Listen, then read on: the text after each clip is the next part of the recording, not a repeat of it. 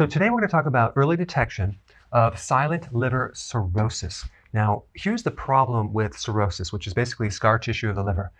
There is really no symptoms initially for decades until the later stages. So you don't really always know that you have cirrhosis. However, there is one symptom that most people do experience, and that would be feeling sluggish and tired. But that could be coming from a lot of different things, so you might not recognize it. So the two categories of cirrhosis are compensated cirrhosis, where the body's compensating. So really there's no symptoms in this phase.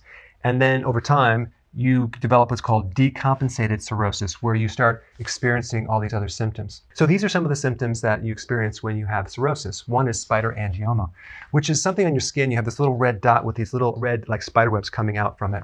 Xanthomas, which are little cholesterol spots. Sometimes you see them around the eyelids. They're yellow because the liver is not functioning correctly. Jaundice, where your whites of your eyes become yellow and also your skin starts to become yellow. That's liver damage. Thinner skin because you can't make collagen anymore, so you get this paper-like skin on the back of your hand, and you can see it pretty much all over. And then you have something called Ascites, which is a fluid-filled sac around your midsection. It might look like it's a fat gut, but it's really fluid that's leaking out from the liver, creating like a pot belly. Next one, gynecomastia, which is basically breast tissue. Clubbed fingernails, okay? So they're like a little square, little clubbed shape. Edema in the lower leg. You see this very, very often with liver damage, and you press your finger in the lower calf or the lower part of the leg and you leave a little dent. Okay, that's edema, it's swelling. Red palms, confusion, bruising, itchy skin, itchy feet.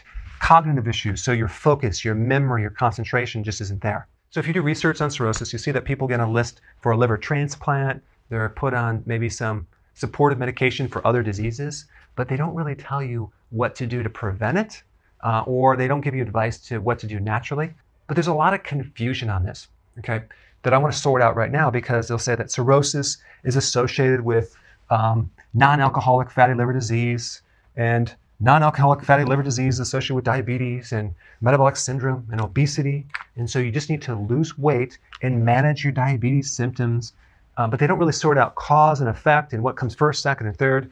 Well, I'm just going to explain right now very simply. It all starts with something called insulin resistance, okay? And that's created from alcohol, or if you're doing a non-alcoholic fatty liver disease, it can be created from junk food, a high carbohydrate diet, sugar, frequent eating, drugs, legally or illegally, or even a virus could actually trigger insulin resistance, okay? When you have insulin resistance, you also have high levels of insulin, okay? Then you're gonna get inflammation. So this condition creates a lot of inflammation. The inflammation will also make the insulin resistance worse. Then comes the fatty liver. 65 million Americans have a fatty liver. That's incredible. That's a large percentage. So then after fatty liver, you get scar tissue that replaces the normal liver cell, and that's called cirrhosis. So you get the scar tissue. So you have a combination of a fatty liver, an inflamed liver, that then becomes filled with scar tissue, and you lose function.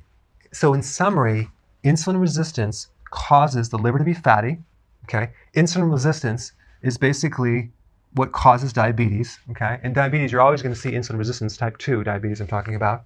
That's the trigger of it, because it goes from insulin resistance creates high insulin over a long period of time. Then what happens, you get a burnout effect where the pancreas can't keep up, and then the blood sugar starts going high. That's called prediabetes, and then it goes higher, and then it's a full-blown diabetes type 2.